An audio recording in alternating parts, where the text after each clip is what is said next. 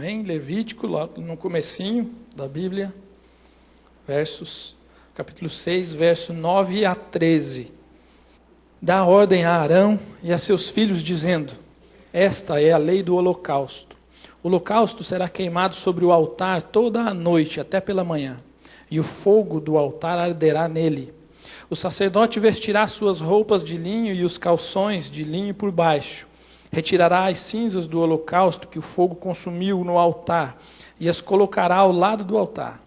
Depois trocará de roupa e levará as cinzas para fora do acampamento, a um lugar cerimonialmente puro. Mantenha-se aceso o fogo no altar, não deve ser apagado. Toda manhã o sacerdote acrescentará lenha, arrumará o holocausto sobre o fogo e queimará sobre ele a gordura das ofertas de comunhão. Mantenha-se o fogo continuamente aceso no altar, não deve ser apagado. Passe um pouquinho para frente, capítulo 9, verso 22, que é o mesmo contexto, ele está repetindo a orientação acerca do holocausto, e para a gente entender melhor esse contexto, nós temos que ler. Então, Levítico 9, verso 22 a 24. Depois Arão levantou as suas mãos ao povo e o abençoou, e desceu, havendo feito a expiação do pecado, e o holocausto, e a oferta pacífica. Então entraram Moisés e Arão na tenda da congregação. Depois saíram e abençoaram ao povo. E a glória do Senhor apareceu a todo o povo. Saiu fogo da presença do Senhor e consumiu o holocausto e as porções de gordura sobre o altar.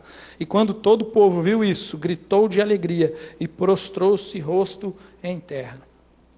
Irmãos, eu gosto muito de Levítico, do livro de Levítico, porque é muito rico na tipologia de Cristo. Muita gente lê Levítico e não gosta porque vê muitos rituais e sacrifícios e aquela derramação terrível de sangue, derramamento de sangue tão grande. Mas quando você começa a ler Levítico com a lente de Cristo e da obra de Cristo, você vai começar a ver como Cristo está sendo revelado em Levítico o tempo todo, de maneiras tão tremendas. Então, por si só, eu já gosto muito de Levítico por isso. E nessa noite eu queria que a gente meditasse, pensasse, lendo esse texto do holocausto, da oferta do holocausto, esse sacrifício que era realizado, e a gente junto, pensando e fazendo um paralelo com o Novo Testamento, a gente pudesse aprender um pouco a respeito da dedicação. Aquilo que a gente dedica, da maneira como nós nos dedicamos e nos oferecemos ao Senhor, e de que forma o Senhor aceita ou não aceita essa dedicação. De que maneira o Senhor age e trabalha para que isso seja aceito por Ele, para que isso tenha reflexo diante do Senhor, para que Ele possa, então, agir nas nossas vidas. E pensar a respeito disso. E por que dedicação? Porque a oferta do holocausto era uma oferta chamada assim de dedicação. Por quê? Haviam ofertas de várias formas. Havia oferta pelo pecado de culpa, havia oferta pelos pecados cometidos involuntariamente, que você não sabia que tinha cometido. Havia outro tipo de oferta, o sacrifício, Quando falo oferta, estou falando de sacrifício, de ofertas pelos pecados cometidos voluntariamente, que requeriam daquele pecador a restituição. Se ele pecou contra alguém, usurpou alguém, roubou alguém, feriu alguém, ele precisava restituir aquela pessoa. E havia entre esses sacrifícios o sacrifício do holocausto, que era um sacrifício de dedicação ao Senhor, onde se entregava ao Senhor. E esse sacrifício do holocausto, ele tinha algumas características. E nessas características nós vamos aprender algumas coisas a respeito da dedicação. Nós vamos ver, em primeiro lugar, que o Senhor só aceita uma dedicação que seja completa, inteira, que não venha pela metade.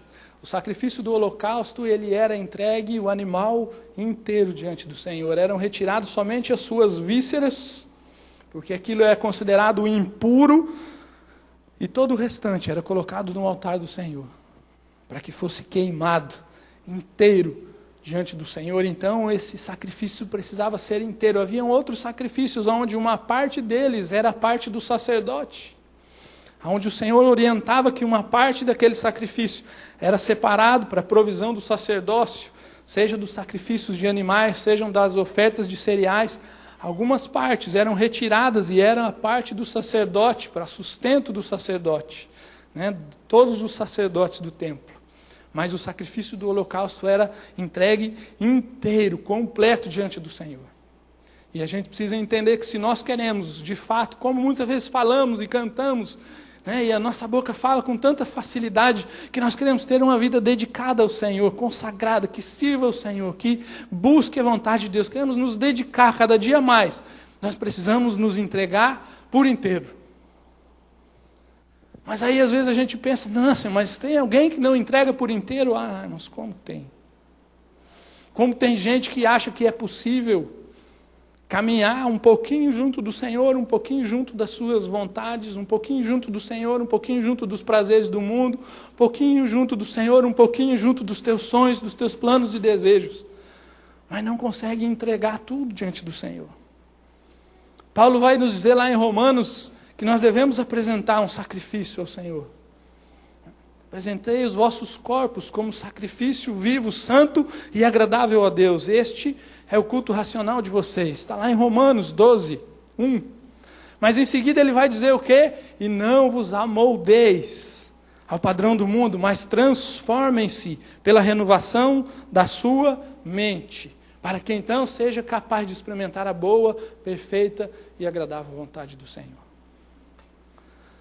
Mas, irmãos, como a gente vê pessoas que ainda estão tentando servir e dedicar suas vidas ao Senhor durante o domingo, mas que durante a semana continuam vivendo as suas vidas sem nenhuma busca, sem nenhuma direção, sem nenhuma entrega ao Senhor dos seus planos, dos seus projetos. Que buscam ao Senhor em cultos, que buscam ao Senhor em pessoas, que buscam orações, que buscam ao Senhor de tantas maneiras, mas não transformam e não têm sua vida transformada e continuam caminhando como sempre caminharam. Como tenho saudade do tempo que era criança, quando os crentes eram, fugiu a palavra, mas quando os crentes eram de forma tão grosseira, chacoteados de tantas maneiras. E as pessoas olhavam os crentes, e eu como criança, muitas vezes nas escolas, mas via meus pais e via as pessoas falando, hoje ainda não é tão diferente, mas via um crente, crente era rótulo de ignorante, não muda muito, de tapado, né, cabecinha pequena, tapado, ignorante, sem estudo, que é os mais tapadinhos que tem, isso aí é crente. O cara é crente e era sinônimo de ser burro, ignorante, tapado, não era isso? Hoje mudou um pouquinho a coisa, mas era considerado dessa maneira. Mas quando eu olhava para o crente, via tudo isso nele, burro, tapado, ignorante, mas sabia que ali era uma pessoa honrada. Sabia que ali caminhava um homem ou uma mulher que buscava ser correto, que buscava servir ao Senhor e era honrado e não se duvidava da honestidade, da idoneidade daquela pessoa. Mas hoje, irmãos, nós continuamos muitas vezes sendo vistos como burros, tapados e ignorantes. Mas quando olham para a gente, não vê mais pessoas honradas. Não vê mais pessoas corretas. Não vê mais pessoas que caminham de acordo com a santidade daqueles que são servos do Senhor, que dedicaram-se ao Senhor. Vêm pessoas que buscam as coisas de Deus, mas julgam que é possível continuar caminhando no mundo de trevas e pecados sem transformação de vida. É isso que eles veem. E quando muitas vezes vêm os debates a respeito da homossexualidade, a respeito de política, eles vêm e eles falam, mas a vida deles é toda torta. E às vezes a gente pensa que isso acontece fora da nossa igreja, mas isso acontece na nossa igreja. Muita gente que condena um monte de coisa, pratica das coisas mais terríveis e perversas. Mas julga-se dedicado ao Senhor, julga que o seu culto, que a sua oferta, que o seu buscar ao Senhor é algo que tem sido entregue como um sacrifício santo e agradável. Muita gente ainda caminha como se fosse possível dividir aquilo que é santo com aquilo que é profano. E separa a sua vida naquilo que ele chama, né, de santo daquilo que ele chama de profano. E aí ele age no dia a dia como se aquilo não fizesse parte da santidade do Senhor. Mas quando ele entra nos cultos, aí ele então é santo. Ainda não conseguiu entregar-se, ainda não conseguiu dedicar-se, ainda não conseguiu entregar-se por completo ao Senhor e está querendo entregar as vísceras junto. E as vísceras o Senhor não aceita. Mas muitas pessoas ainda não conseguem se entregar completamente ao Senhor, porque têm guardado na sua vida determinados cantos, determinadas salas, determinadas gavetas na sua alma, aonde o Senhor não tem acesso, não porque Ele não possa, mas porque você não quer. Muita gente talvez tenha buscado uma vida de santidade perante o Senhor. Muita gente aqui talvez tenha buscado do Espírito Santo um caminhar de vida santa. Mas ainda há dentro do seu coração determinadas gavetas, determinados cantos, determinados lugares que você esconde para si. Lugares onde você esconde mágoas, rancores e tristezas de sonhos derrubados, quebrados. Lugares onde você esconde pessoas que te feriram e você não consegue entregar isso diante do Senhor. Lugares onde você esconde sonhos frustrados que te trazem tristeza e você não consegue entregar isso diante do Senhor. Lugares que você vai entulhando coisas, mas não consegue entregar diante do Senhor. E aí a sua vida vai caminhando sempre pela metade. Porque você nunca está entregue inteiramente diante do Senhor. Pessoas que não conseguem entregar o seu casamento diante do Senhor. Que conseguem entregar várias áreas diante do Senhor. Conseguem entregar o seu caminhar diário. Conseguem buscar o Senhor em oração. Mas muitas vezes com o casamento destruído, esfacelado, esse não consegue entregar diante do Senhor. Não consegue entregar os seus filhos. E o Senhor só aceita aquilo que é inteiro, completo, que é entregue diante dEle como um todo. Ele não aceita só uma parte de você. O que é que você tem guardado diante do seu coração? O que você tem escondido dentro da sua vida?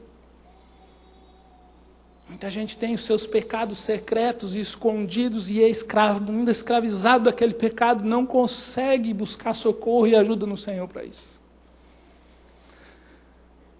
E vive como que uma maquiagem de alguém consagrado. Mas só você sabe que lá no fundo tem uma gaveta que está guardado, um pecado de estimação, escondido, que você não consegue entregar dentro do altar do Senhor. Talvez lá no seu coração tenha alguém guardado, escondido, que te feriu tanto, que ainda te causa dor e tristeza e você não consegue entregar diante do Senhor. Talvez lá dentro do seu coração tenha um sonho que foi destruído e você vive frustrado e não consegue entregar isso diante do Senhor. Talvez lá no fundo do seu coração exista uma ferida que precisa ser tratada, mas que você não consegue entregar diante do Senhor. E se você não entregar tudo diante do Senhor, a palavra diz que o Senhor não se agrada deste sacrifício. O Senhor não se agrada dessa dedicação, porque você está entregando somente parte. Não está entregando tudo. Não está entregando aquilo que é você. Porque você é completo, inteiro, integral. Você não é só uma parte. Você é tudo.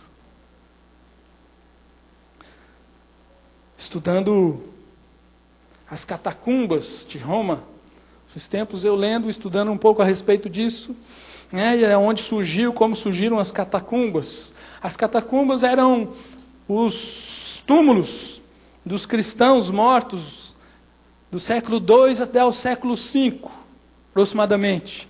Só que essas catacumbas ficavam aonde, irmãos? Eram nos túneis, aonde eram feitas escavações para retirar a areia, uma areia que na época era usada como cimento, uma areia mais úmida e também, em alguns lugares, pedra, né, era uma pedreira. Então haviam túneis imensos, né, um labirinto de túneis de várias maneiras que ia assim descendo, muitas vezes, e há algumas que têm 5 andares de profundidade para baixo da terra, de túneis, né, e antessalas, aonde se faziam essas escavações para retirada de areia e pedra. E os cristãos então começaram a ser perseguidos pelo Império Romano, especialmente aqueles cristãos que tinham alguma condição social melhor ou de notoriedade dentro do Império Romano. Esses eram perseguidos pelo Império Romano. E o Império Romano então os pegava e os condenava e colocava na arena onde eles eram mortos de formas mais diferentes. E então seus corpos eram resgatados pelos irmãos, mas eles não podiam ser enterrados nos cemitérios oficiais. E aí então começaram a enterrar estes homens, estes mártires nas catacumbas. Lá nas túneis, embaixo, escondido. Mas depois disso, esses homens então perseguidos começaram a fugir, porque não podiam mais viver na cidade, podiam mais viver naquele meio, daquele povo. Então eles começaram a descer e a viver no meio daqueles túneis. E eles viviam ali, as famílias que antes tinham posses, passaram a viver então naquele lugar de morte, sem luz, de túneis estreitos, com túmulos ao redor, por todos os lados, de gente morta, porque eles não podiam viver em outro lugar. E quem os sustentavam? Aquele povo que era pobre, que era crente, que era irmão, mas por ser pobre, o governo deixava eles, o império deixava eles meio solto, não se incomodava por um primeiro momento. Então era esse povo que levava o sustento para aqueles lá embaixo. Mas pastor, o que tem isso a ver com dedicação? Irmãos, tem muita gente que precisou abrir mão de muitas coisas, ou se não de tudo, para poder servir ao Senhor, para poder apregoar a sua fé, para poder abrir a sua boca e dizer, eu sou um servo do Senhor Jesus. Mas muitas vezes nós não queremos abrir mão de coisas banais e bestas da nossa vida por Cristo. Teve gente que largou tudo, sua casa, sua condição social, sua posição de nobreza dentro do império, e foi viver junto de mortos em túmulos sem nada, dependendo de outros que mal tinham para si. Mas entregaram tudo por amor a Cristo, porque não podiam renunciar a esse Senhor que tinha transformado suas vidas. Mas muitas vezes nós não conseguimos abrir mão de besteiras, de sonhos que não pertencem ao Senhor, não conseguimos abrir mão de pequenas ofensas, não conseguimos abrir mão de sonhos egoístas, não conseguimos abrir mão de pecados que nos dão prazer por segundos, e continuamos vivendo achando que temos uma vida consagrada, dedicada ao nosso Deus. E aí quando a gente olha para a vida dessas pessoas, a gente vai ver que tem gente que verdadeiramente entendeu o que é entregar-se ao Senhor. Será que nessa noite você realmente tem uma vida entregue no altar do Senhor? Será que realmente ao olhar para o seu coração nesta noite, será que o Espírito Santo do Senhor, ao sondar o seu coração nessa noite, vai enxergar e vai discernir no teu espírito uma vida entregue ao Senhor? Porque se Ele não enxergar, hoje mesmo é tempo de você entregar-se completamente. Entregar tudo que te incomoda, entregar aquilo que te fere, entregar aquilo que te machuca, entregar aquilo que você mais gosta, entregue diante do Senhor nessa noite. Porque esta é a dedicação, este é o sacrifício de holocausto, de dedicação que o Senhor recebe. E a gente vai ver Paulo em Filipenses 3:7, falando a respeito disso. Paulo em Filipenses 3:7-9 diz o seguinte: mas o que para mim era lucro, passei a considerar perda por causa de Cristo. Mais do que isso, considero tudo como perda, comparado com a suprema grandeza do conhecimento de Cristo Jesus, meu Senhor, por cuja causa perdi todas as coisas. Eu as considero como esterco para poder ganhar a Cristo e ser encontrado nele, não tendo a minha justiça, minha própria justiça, que procede da lei, mas a que vem mediante a fé em Cristo, a justiça que procede de Deus e se baseia na fé. Tudo Paulo entregou, e Paulo realmente entregou tudo. Paulo tinha a vida dos sonhos de qualquer judeu. Paulo tinha dinheiro, Paulo tinha posições, Paulo tinha autoridade nas suas mãos, Paulo era considerado sábio, fazia parte do grupo do partido que dominava, que estava entre os mais poderosos. E quando Paulo deparou-se com Cristo, ele enxergou que isso tudo era esterco, nada, não valia de nada, não prestava para nada. E ele disse: perdi tudo por Cristo. Será que você está disposto a perder tudo por uma fé? Pela fé, pela justiça que procede da fé? Ou será que você quer as bênçãos de Deus, você quer tudo que Deus possa te dar, mas você quer continuar com tudo que você possa ganhar, com tudo aquilo que você possa ter, com tudo aquilo que você possa construir?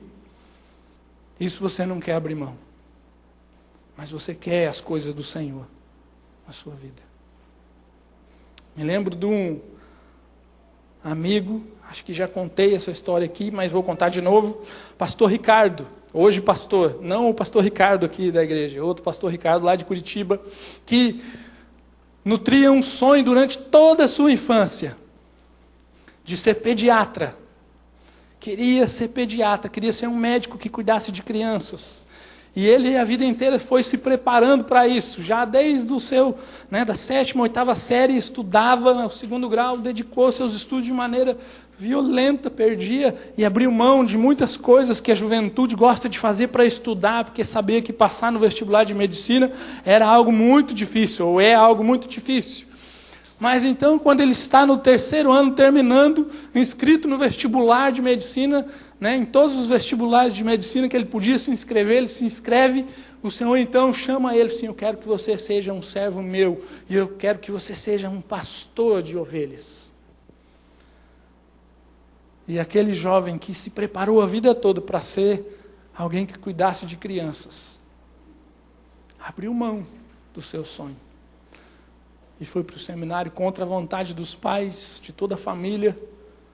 Teve que trabalhar para arcar com o seu próprio sustento, porque os pais que não eram convertidos falaram: não, se você escolhe essa vida para você, se você não vai fazer medicina, você pode ir, porque você já é quase maior de idade, mas você vai responder pelos seus atos e as suas atitudes, você vai cuidar do seu sustento, você vai pagar a sua casa, a sua comida, você se vira. E ele abriu mão e foi para o seminário. E veio se tornar um pastor. Mas Deus, depois de alguns anos, deu o prazer a ele de ser um pastor de crianças. E ele, durante muitos anos, foi o pastor de crianças da primeira igreja batista de Curitiba. Mas quando nós abrimos mão daquilo tudo que a gente acha que nos pertence, o que é bom, o Senhor então pode tratar as nossas vidas e cuidar das nossas vidas de verdade. Quem sabe hoje não é tempo de você entregar algo diante do Senhor que está guardado tantos anos, que fere você, ou que impede você de seguir a vontade e os projetos do Senhor para a sua vida. Hoje é tempo de você entregar. Mas a gente vai aprender com esse texto de Levítico também, que a dedicação precisa ser provada, ou precisa ser passada, consumida pelo fogo. Não é isso que a palavra diz? Que ela era entregue no holocausto, era entregue no altar do Senhor, e a palavra diz então que desceu o fogo do céu e consumiu aquele holocausto. E quando nós estudamos um pouco mais a respeito disso, nós vamos ver que o Senhor só aceitava aquele sacrifício depois que ele estava totalmente consumido. Pois que o fogo havia consumido todo aquele sacrifício, que ficavam só as cinzas, então aquilo que subia ao Senhor, aí era agradável ao Senhor, era aceito pelo Senhor. Precisava ser consumido, passado pelo fogo. E o que é esse fogo? O fogo nas Escrituras vai mostrar tem várias facetas, várias formas de nós entendermos o fogo. O fogo representa nas Escrituras a presença do Senhor. Mas o fogo também representa nas Escrituras a prova do Senhor. Quando o Senhor nos prova, quando o Senhor vem para nos santificar, quando o Senhor vem para separar o que é impuro do que é puro. A gente vai ver lá em Mateus 3:10 e a 12 o seguinte: o machado já está posto à raiz das árvores, e toda árvore que não der bom fruto será cortada e lançada ao fogo. Eu os batizo com água para arrependimento, mas depois de mim vem alguém mais poderoso do que eu, tanto que não sou digno nem de levar as suas sandálias. Ele os batizará com o Espírito Santo e com fogo. Ele traz a pá em sua mão e limpará sua eira, juntando o seu trigo no celeiro, mas queimará a palha com fogo, que nunca se apaga. Provérbios 17:3 diz o seguinte: o crisol é para a prata e o forno é para o ouro, mas o Senhor prova o coração. Irmãos, nós precisamos estar dispostos a passarmos pelo fogo. E muitas vezes fala-se do fogo e prega-se a respeito do fogo como se o fogo fosse o sinônimo da presença do Espírito Santo.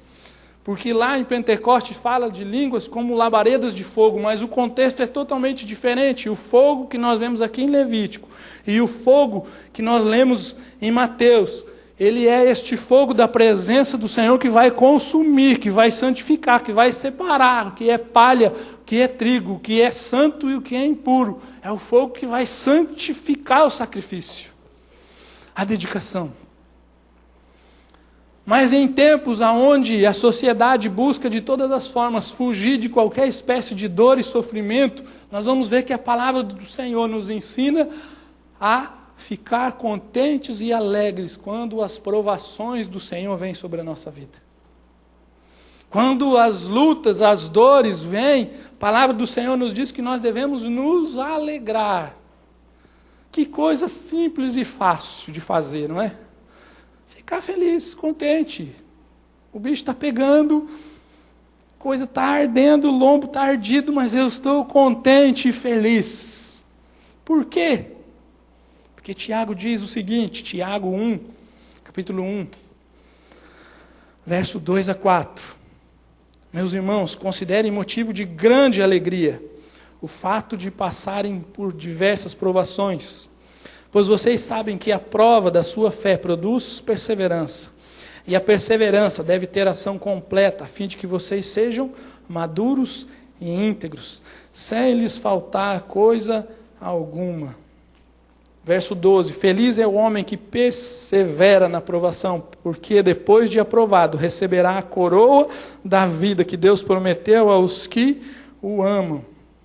Romanos 5, 1 a 4 diz o seguinte: tendo sido, pois, justificados pela fé, temos paz com Deus por nosso Senhor Jesus Cristo, pelo qual também temos entrada pela fé a esta graça, na qual estamos firmes e nos gloriamos na esperança da glória de Deus. E não somente isso, mas também nos gloriamos nas tribulações, sabendo que a tribulação produz a paciência, e a paciência a experiência, e a experiência a esperança. Qual é a esperança? A esperança que ele falou lá no 2. Nos gloriamos na esperança da glória de Deus. Ah, irmãos, eu não estou dizendo aqui que você então tem que dobrar os seus joelhos e falar: Senhor, derrama provações e tribulações sobre a minha vida. Porque você não precisa pedir isso, porque se você apresentar-se diante do Senhor como alguém que se dedica e se entrega completamente a Ele, o Senhor vai então derramar sobre você a sua prova, o seu fogo.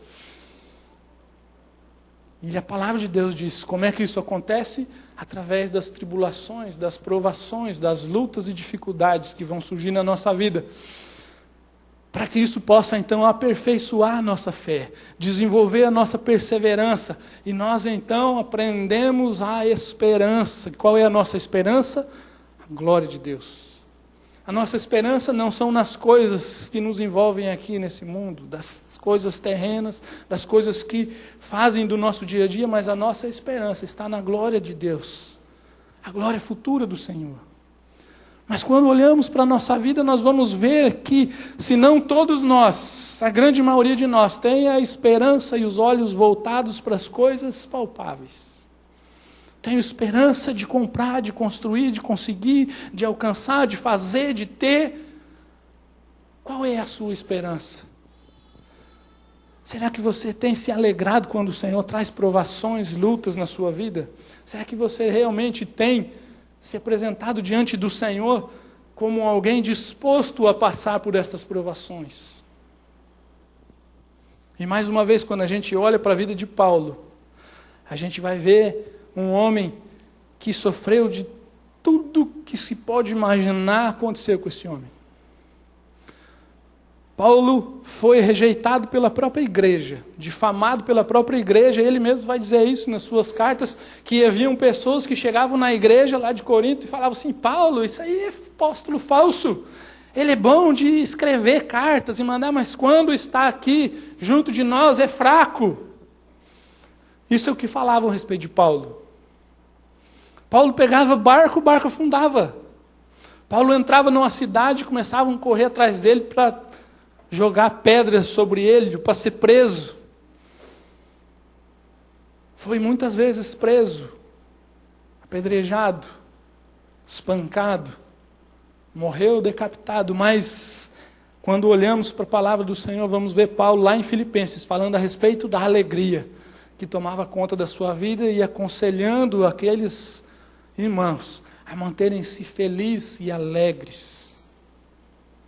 Tanto que Filipenses é chamada carta da alegria. E aí a gente olha para o Senhor Jesus falando a respeito de uma paz que excede todo o entendimento, e é essa paz que nós precisamos ter na nossa vida. Uma paz que quando caminha no vale da sombra da morte, não teme mal algum, mas muitos buscam no Senhor uma paz, que é a paz que a sociedade quer e deseja. É a paz das coisas caminhando tudo bom e perfeito. Os meus sonhos estão sendo realizados, a minha vida financeira está ótima, eu consegui comprar o meu carro, eu estou conseguindo comprar a minha casa, está tudo caminhando muito bem, os meus filhos estão bem educados, tudo maravilha, então eu tenho paz no Senhor. Mas a paz do Senhor é essa paz que o Salmo 23 fala. Porque essa sim excede o entendimento. Porque essa, quando as coisas estão tudo bem, não excede o meu entendimento. Se excede o seu, eu não sei. Mas o meu não excede. Porque quando tudo está tranquilo lá em casa, eu estou em paz também. Você não fica em paz? Mas a palavra do Senhor fala de uma paz que vai além. É uma paz que quando o mundo cai, onde tudo desaba, você continua em paz, sem temer. Você pode caminhar pelo vale da sombra da morte, à beira da morte, mas você desdenha da morte, porque o Senhor Jesus já venceu a morte.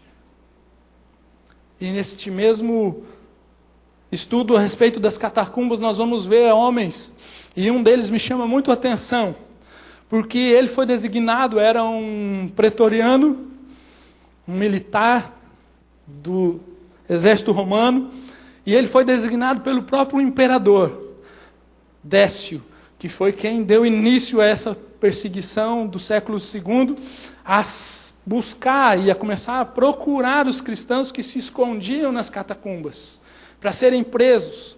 E então ele recebe essa tarefa, mas no dia que ele recebe essa tarefa, ele está no Coliseu. E no Coliseu romano, então, entra, primeiramente, um homem,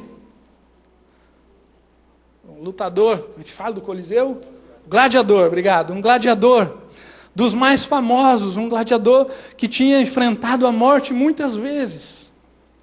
E aquele homem entra e a multidão toda, e são lançados feras para lutar com ele, e ele mata 3 feras, 2 tigres e um leão. E aí então entra um outro gladiador, é solto para lutar com ele, e aí quando ele vê aquele homem, e ele que já tinha matado muita gente, ele então solta a sua espada, e vira em direção ao imperador e diz: meu imperador, eu posso lutar com qualquer fera que o Senhor colocar nesta arena, mas eu não posso mais levantar a minha espada contra homem nenhum, porque agora eu sou um cristão e eu sirvo o meu Senhor Jesus. E o imperador disse: então que assim seja feito conforme as tuas palavras. E isso significava o quê? Que aquele outro gladiador então pega da sua espada, e aquele homem sem reação nenhuma fica parado e com um sorriso nos lábios, na descrição do pretoriano, é morto sem levantar as suas mãos. Em seguida entra um ancião, e esse ancião entra cantando salmos e salmos, e são soltos então também animais, e os animais o devoram. Enquanto os animais o estão devorando, enquanto ele tinha forças, ele cantava salmos ao Senhor. E em seguida entram meninas jovens, de 15 anos, uma faixa de 15 anos. E elas então entram cantando: glória ao nosso Senhor Jesus, que nos lavou os pecados pelo seu sangue. E elas entram cantando, e então são lançadas sobre a pira de fogo. E aquele homem ficou tremendamente impactado por isso, de ver pessoas que diante da morte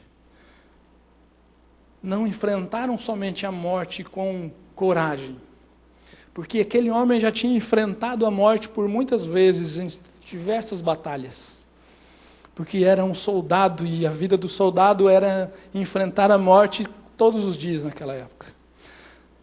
Mas o que chamou a atenção dele foi que eles não somente enfrentaram a morte, mas desdenharam da morte. Quando se deram frente a frente com a morte, e o sorriso tomou conta dos seus lábios, e eles louvaram a morte que vinha sobre eles, como se aquela morte não pudesse tomá-los. Isso então tocou o coração daquele homem, e isso faz com que ele vá às catacumbas atrás de cristãos, não mais para persegui-los, mas porque ele queria ouvir que verdade, que palavra era essa, que podia transformar e dar uma paz na hora da morte tão grande. E aquele mesmo homem vai ser depois martirizado sobre a pira de fogo, e quando ele está para ser queimado, ele grita, quando o fogo começa então a queimar, ele grita: vitória! E morre diante de todo o Coliseu romano. Vitória! Será que você consegue entender isso?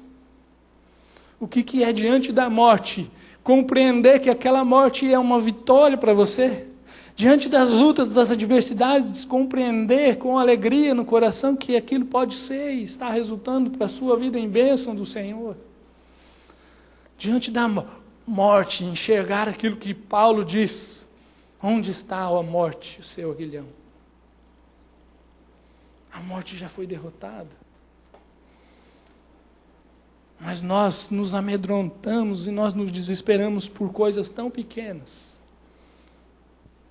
Mas esta é uma mensagem que ninguém quer ouvir, que não é popular, porque hoje prega-se aquilo que se deseja ouvir.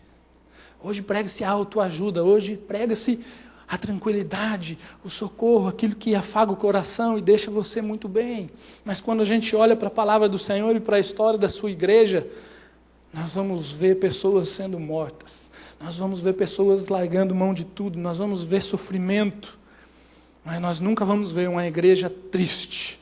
Nós nunca vamos ver uma igreja derrotada. Será que você, no seu caminhar e na sua vida, você está disposto a passar pela prova do Senhor?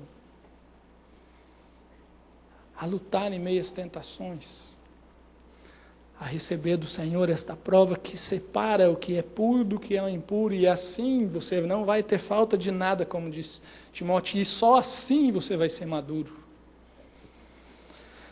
Mas, por fim, nós precisamos entender que, para nos dedicarmos, temos que entregar tudo, precisamos ser provados pelo fogo. Mas este fogo não é um fogo qualquer. Precisamos cuidar com que tipo de fogo nós temos nos apresentado diante do Senhor. Volta um pouquinho aí lá para o Levítico, capítulo 9. Levítico 9, finalzinho, verso 24 do capítulo 9, e nós vamos entrar no capítulo 10, até o verso 3.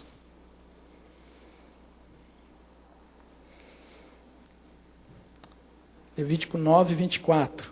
Saiu fogo da presença do Senhor e consumiu o holocausto e as porções de gordura sobre o altar. E quando todo o povo viu isso, gritou de alegria e prostrou-se rosto em terra. Nabade e Abiú, filhos de Arão, pegaram cada um o seu incensário, nos quais acenderam fogo, acrescentaram incenso e trouxeram fogo profano perante o Senhor, sem que tivesse sido autorizados. Então saiu fogo da presença do Senhor e os consumiu. morreram perante o Senhor. Moisés então disse a Arão: foi isto que o Senhor disse: aos que de mim se aproximam, santo me mostrarei. À vista de todo o povo glorificado serei. Arão, porém, ficou em silêncio. Irmãos, haviam 3 tipos de fogo que precisavam ser mantidos acesos permanentemente diante do Senhor. O fogo do altar do holocausto, que é esse que nós lemos, que precisava ser mantido sempre aceso, nunca deveria ser deixado que aquele fogo se apagasse. O fogo do altar do incenso, que era onde eram queimados os incensos, esse fogo também precisava estar sempre aceso. E o fogo do menorá, aquele objeto onde se colocavam as velas acesas dentro do tabernáculo menorá, esse fogo também precisava ser aceso e permanecer aceso. Mas esse fogo do altar do holocausto era o fogo que alimentava os outros 2. Porque o altar do holocausto, como nós lemos ali, da onde veio esse fogo? Da onde brotou esse fogo?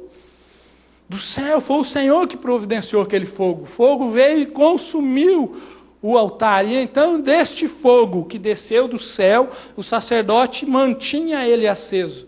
Recolhia as cinzas, limpava, mas o fogo continuava ali. Então ele apresentava uma nova oferta, um novo sacrifício. E daquele fogo era retirado o fogo e aceso o fogo do menorá. Foi aceso o fogo do menorá e o fogo do altar do incenso. Porque foi o fogo que o Senhor mesmo providenciou. Então, quando nós olhamos para este fogo que passa pelas nossas vidas e nos dá, então, quando nos consome, acesso ao Senhor, precisa ser o fogo providenciado pelo Senhor. Nós vamos ver que o Senhor não aceita qualquer fogo. Não é qualquer um que acende como esses 2 acenderam um fogo qualquer. Vamos nos apresentar diante do Senhor. E quando se apresenta-se diante do Senhor com fogo, é como se você clamasse a santidade do Senhor, como o texto diz, e o Senhor se apresenta santo. E o que acontece com eles? Porque não podem suportar o fogo santo da presença do Senhor. Mas então, como nos apresentamos diante do Senhor? Que fogo é esse hoje?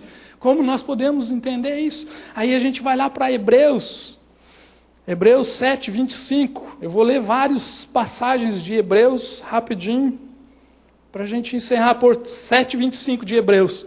Portanto, ele é capaz de salvar definitivamente aqueles que, por meio dele, aproximam-se de Deus, pois vivem sempre para interceder por eles. Ele quem? Jesus. Como é que se aproxima do Senhor, do Pai? Através de Jesus. Hebreus 10, 19 a 23. Hebreus 10, 19 a 23. Portanto, irmãos, temos plena confiança para entrar no Santo dos Santos, pelo sangue de Jesus, por um novo e vivo caminho que Ele nos abriu por meio do véu, isto é, o seu corpo. Temos, pois, um grande sacerdote sobre a casa de Deus. Assim, aproximemo-nos de Deus com um coração sincero, em plena convicção de fé, tendo os corações aspergidos para nos purificar de uma consciência culpada e tendo os nossos corpos lavados com água pura. Hebreus 13, 15. Por meio de Jesus, portanto, ofereçamos continuamente a Deus um sacrifício de louvor, que é o fruto de lábios que confessam o seu nome. Só podemos ser provados e só podemos nos apresentar diante do Senhor através daquele que o Senhor mesmo providenciou, Cristo Jesus.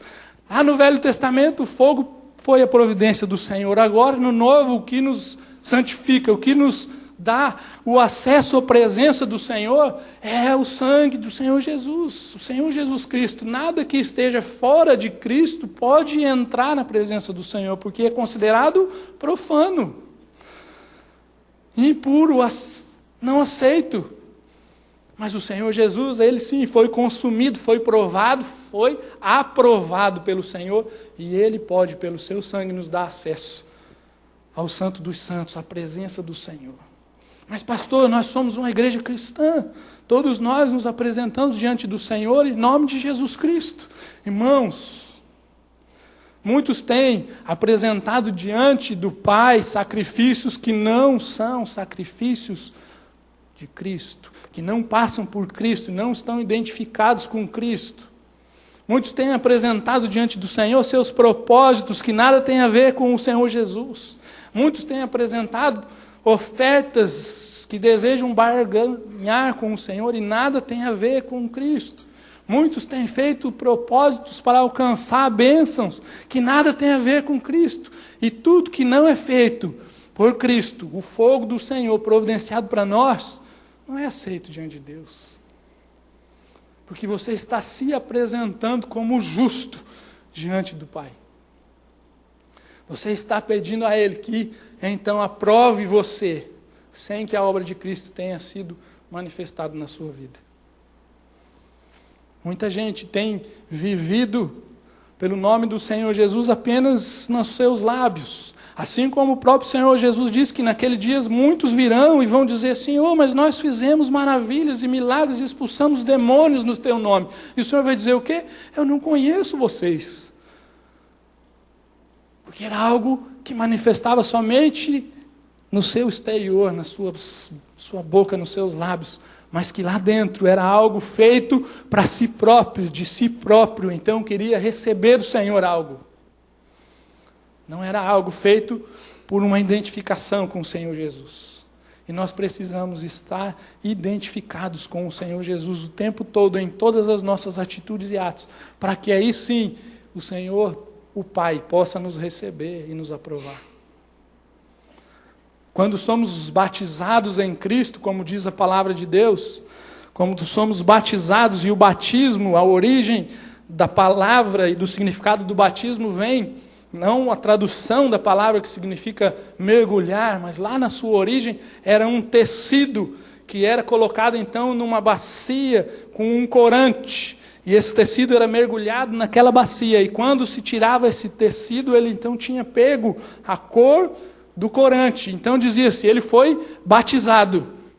Ele pegou as características daquela água com aquela cor para si, ele se identificou, ele foi batizado. Esse é o batismo em Cristo.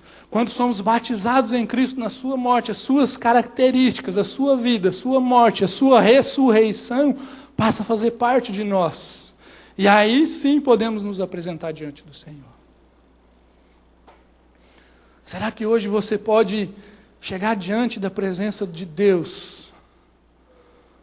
Falar: Senhor, eis-me aqui como um sacrifício vivo. E eu quero dedicar-me completamente ao Senhor. E eu quero que o fogo do Senhor prove a minha vida, para que em Cristo eu possa ser aceito diante do Senhor. Quem sabe hoje não é tempo de transformação no seu coração. Quem sabe hoje não é tempo de verdadeiramente você entender o que significa a obra de Cristo na sua vida. Quem sabe não é tempo de ser curado naqueles lugares escondidos e daquelas coisas que ainda estão guardadas dentro de você e que você ainda não conseguiu entregar ao Senhor. Esse tempo é um tempo de nós orarmos. E eu vou orar, mas a minha oração, se não for acompanhada da sua, não tem nenhum valor para a sua vida.